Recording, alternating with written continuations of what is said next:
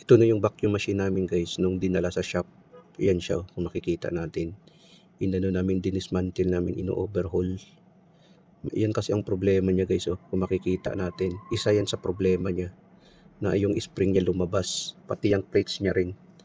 Kung makikita natin, may scratching na siya. So kailangan niya i-adjust lang konti. Kung makikita natin, yan ang problema niya. Dalawa ang problema niya.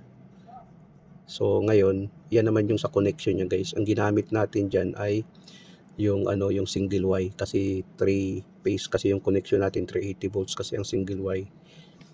Ayan siya. Tapos yung kinonect na natin guys, yan na yung resulta guys. Nung kinonect na natin, tapos pinapakabit ko na sa aking assistant, pinapalagay ko na yung cover para ma-testing na rin. Nung dinala namin sa production guys, sinubukan namin. Yan na siya. Yan na yung namin, machine namin na vacuum machine. Yan.